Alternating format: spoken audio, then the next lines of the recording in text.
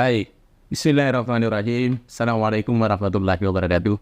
Waalaikumsalam warahmatullahi wabarakatuh. Terima kasih banyak kepada para pemirsa sekalian sudah menyempatkan waktu untuk menikmati salah satu channel YouTube kita ini, yaitu Mr. Korodis. Ya, komunikasi romantis dan humanis. Baik para pemirsa sekalian, tentunya selalu saya ingatkan bahwa konten YouTube kita ini tentunya berbicara tentang fenomena-fenomena komunikasi. Karena komunikasi ini tidak pernah habis dibahas. Di seluruh penjuru dunia selalu ada fenomena-fenomena komunikasi. Oleh karena itu, komunikasi merupakan satu yang sangat vital di dalam kehidupan. Bahkan komunikasi itu merupakan untuk kehidupan.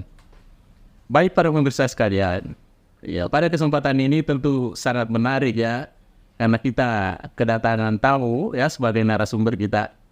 Ini narasumber kita ini datangnya dari jauh. Yaitu datangnya dari Universitas Mula Warman Samarinda, Unmul Samarinda. Ya, beliau saya akan perkenalkan. Beliau adalah Bapak Profesor Dr. Haji Adam Idris, MSc. Beliau sebagai seorang guru besar dalam ilmu politik dan pemerintahan. Tentunya pada kesempatan ini dia akan berbagi ilmu, dia akan mencerahkan kepada kita sekalian tentang fenomena-fenomena politik. Ya, tentu saja yang berkaitan dengan komunikasi yang biasa disebut dengan komunikasi politik. Tentu kita tidak panjang lebar lagi ya, karena beliau sudah hadir bersama kita. Saya akan sapa dulu beliau. Assalamualaikum, Bro. Waalaikumsalam warahmatullahi wabarakatuh, Mr. Koronis. Alhamdulillah. Bagaimana, Bro? Apa sehat hari ini? Alhamdulillah sehat. Sehat ya, alhamdulillah. Ini beliau menyempatkan waktu ya ketika hadir di Makassar ini. Ini berapa hari di Makassar, Prof ini? Kurang lebih 2 minggu. Alhamdulillah ya, beliau ada kegiatan dan beliau tentunya dengan niat baik hadir bersama-sama kita di channel YouTube Mr. Koronis. Baik, iya. Pada Prof yang saya hormati, tentu ada beberapa pertanyaan yang akan saya sampaikan. Ya, namun sebelumnya saya juga menyapa kepada Prof bahwa sepertinya saya pernah jalan-jalan ke Unmul, Universitas Mula Warman di Samarinda, Prof. Ya. Kalau tidak salah itu pada tahun 2014. Ya, itu Prof di posisi mana waktu itu? Ya, pada waktu itu kami masih posisi sebagai dekan Fakultas Ilmu Sosial dan Politik. Oh, alhamdulillah. Ternyata Prof di kala itu sebagai dekan di Fakultas Ilmu Sosial dan Ilmu Politik Universitas Mula Warman. Baik, Bro. Ya. Ini saya akan cerita-cerita tentang persoalan politik. Sesungguhnya ya di masyarakat ini, Prof, kan kadang-kadang banyak persepsi tentang politik. Ya, tentu mulai dari masyarakat awam, masyarakat ilmuwan tentunya memberikan penafsiran tentang politik. Kalau saya boleh tahu, Prof, sesungguhnya apa sih hakikat politik itu? Ya. Jadi pada hakikatnya politik itu ada 2 pandangan. Yang pertama, ada yang berpandangan bahwa politik itu adalah mulia, bersih, karena dengan politik maka tujuan hidup bernegara itu dapat kita wujudkan, yaitu mewujudkan kesejahteraan, mewujudkan keadilan, dan mewujudkan ketertiban bagi masyarakat. Tapi di lain pihak ada juga yang berpandangan bahwa politik itu kotor.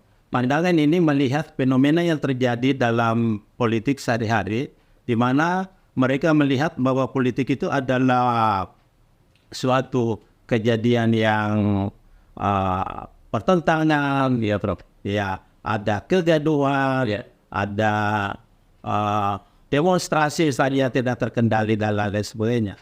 Ya, jadi pada dasarnya bahwa apakah politik itu mulia atau politik itu kotor, ya tergantung daripada yang memegang kekuasaan itu.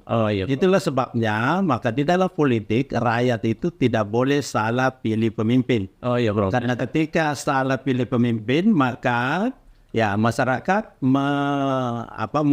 menyandra, ya menderita selama waktu tertentu. Misalnya di Indonesia demokrasi kita 5 tahun. Iya, betul, Bro, betul. Saya kira demikian. Iya. Baik, Bro. Ya, ini menarik sekali bahwa ternyata ini tidak bisa lepas daripada masyarakat itu sendiri ya. Pertanyaan saya berikutnya, Bro. Ya, berarti ini politik tidak boleh terhindar dari masyarakat ya, Bro. Masyarakat tidak boleh menghindari politik ya. Iya, betul sekali. Jadi masyarakat itu tidak bisa terhindar dari politik.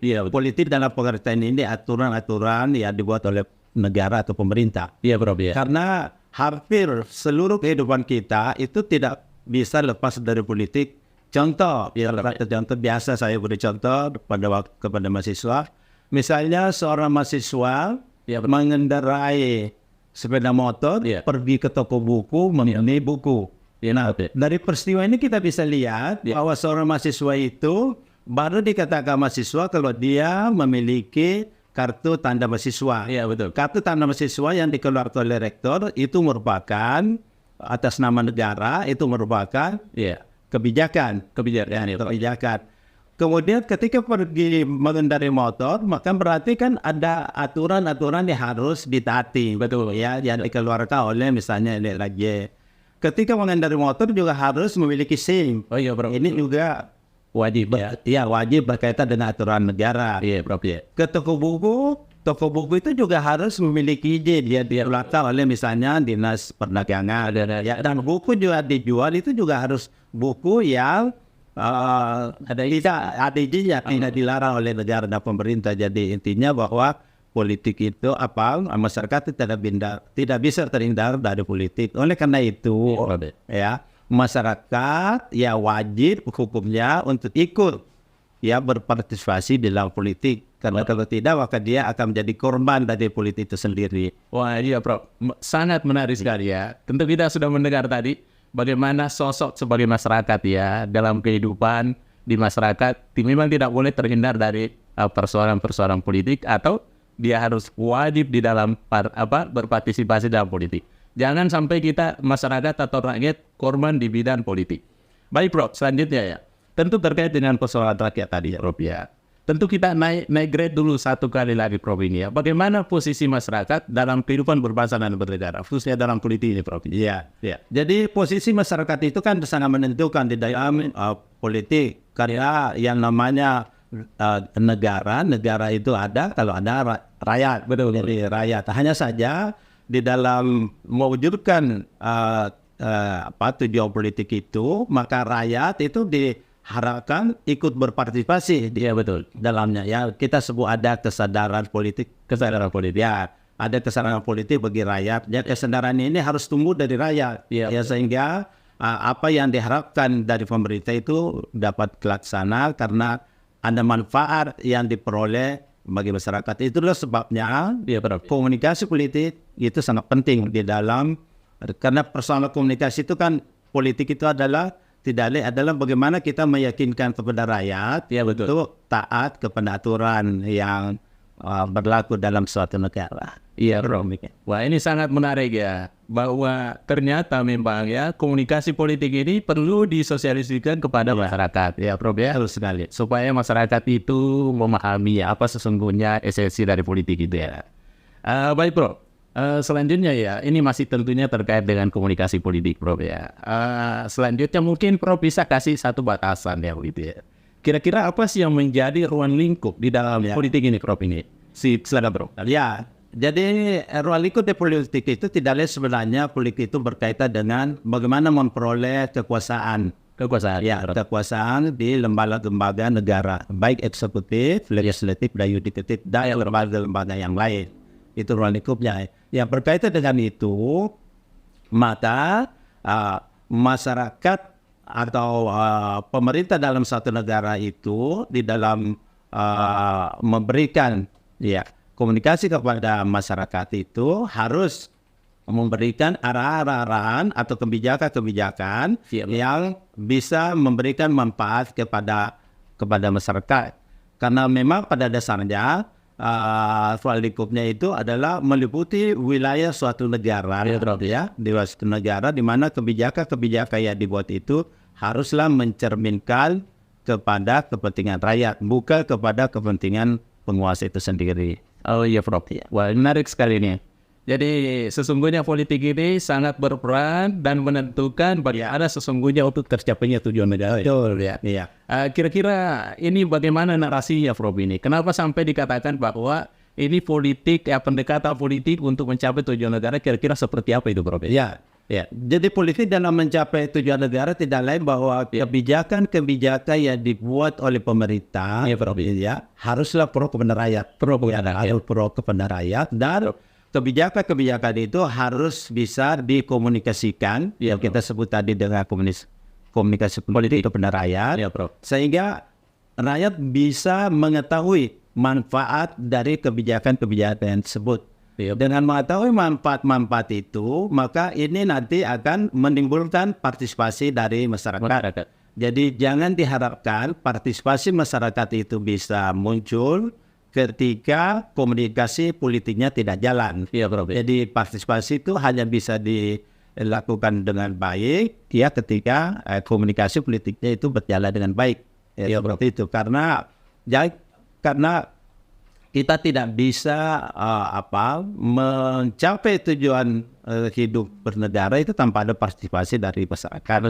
Nah, partisipasi itu hanya bisa muncul ketika masyarakat merasakan ada manfaat yang diperoleh dari kebijakan itu.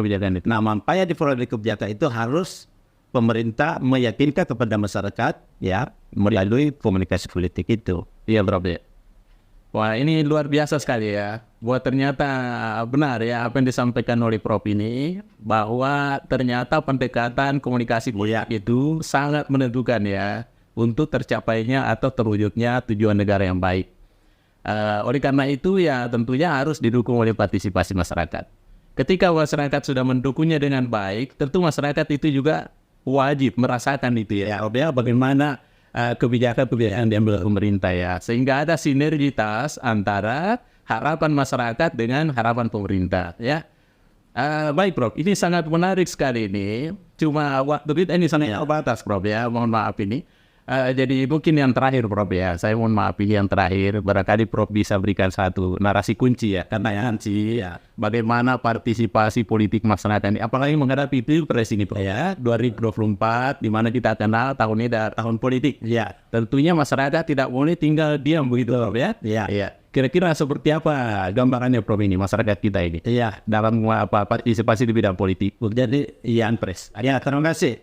Jadi partisipasi masyarakat dalam politik, yang pertama kita harus sadari bahwa masyarakat itu harus ikut berpartisipasi di dalam politik. Harus wajib. Dia wajib hukumnya ikut berpartisipasi. Itu yang tadi saya katakan, karena kalau tidak maka dia akan menjadi korban dari politik sendiri. Jadi dia perlukan ada kesadaran bagi masyarakat untuk berpartisipasi, ikut dalam pemilu. Dalam pemilu tidak boleh golput. Karena ketika mereka golput itu berapa besar pun persen golput itu tidak akan mengurangi legitimasi daripada hasil pemilu yang terpilih, yang terpilih tidak akan mengurangi. Yang kedua yang harus kita itu bahwa rakyat itu tidak boleh salah pilih pemimpin. Karena ketika salah maka mereka akan menderita selama 5 tahun. Ada ungkapan yang mengatakan bahwa lebih baik salah pilih pasangan hidup daripada salah pilih pemimpin. Karena salah pilih pemimpin itu kan 5 tahun bisa diganti. Kalau salah pilih pasangan hidup, dia tidak perlu menunggu 5 tahun. Kemudian penting juga yang tadi itu bahwa pemerintah harus bisa melakukan komunikasi politik dengan baik kepada masyarakat, sehingga masyarakat bisa mengetahui manfaat dari kebijakan-kebijakan yang dibuat, sehingga masyarakat bisa berpartisipasi. Saya kira demikian. Bro. Wah, ini luar biasa, ini menarik sekali narasi kunci yang disampaikan oleh Bapak Profesor Adam Idris ini ya. Beliau memberikan kata kunci. Ada satu hal yang saya ulangi ini para pemirsa sekalian, bahwa andaikan kita di masyarakat janganlah salah pilih dalam hal memilih pemimpin. Sebab kalau salah memilih pemimpin itu bisa menderita 5 tahun. Kalau andaikan disuruh memilih, lebih baik salah memilih pasangan daripada salah pemimpin. Kalau salah memilih pasangan, dalam waktu sesaat bisa diganti 1 bulan, 2 bulan atau 1 tahun. Tapi kalau salah memilih pemimpin harus menunggu 5 tahun antrian. Luar biasa penderitaan baik para pemirsa sekalian, khususnya masyarakat Indonesia dimanapun saja berada, tentu saja saya akan sampaikan harapan Pro bahwa ketika nanti pemilu 2024 jangan sampai ada yang tidak menyuarakan suaranya. Karena itu adalah suara kita hanya satu kali di tahun, Prof. Ya, betul. Makanya harus berpartisipasi khususnya dalam politik.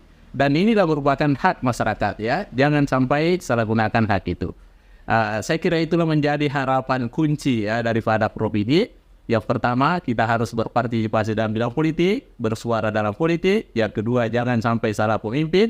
Dan yang ketiga, harus memahami konsep-konsep yang diemban oleh kebijakan-kebijakan politik yang akan datang. Baik Prof, terima kasih banyak hari ini sudah bergabung dengan channel YouTube Mr. Koronis, Komunikasi Romantis dan Humanis. Ini tentunya sangat menarik sekalian, oleh karena itu saya berharap kepada pemirsa dimanapun berada, tetap menunggu channel-channel berikutnya, konten berikutnya tentunya sangat menarik ya. Apalagi hari ini tentu kita bicara tentang komunikasi politik. Baik para pemirsa sekalian, inilah yang sempat saya sampaikan. Tentunya saya berterima kasih kepada seluruh pemirsa yang sudah menyaksikan ini, dan juga tentunya terkhusus kepada Bapak Profesor Adam Idris ya. Beliau tentunya seorang guru besar dalam ilmu politik dan pemerintahan di Universitas Mulawat Samarinda. Baik, demikian pemirsa sekalian. Terima kasih. Mr. Koronis mohon diri. Assalamualaikum warahmatullahi wabarakatuh. Waalaikumsalam warahmatullahi wabarakatuh. Terima kasih Bapak. Sama-sama. Halo guys.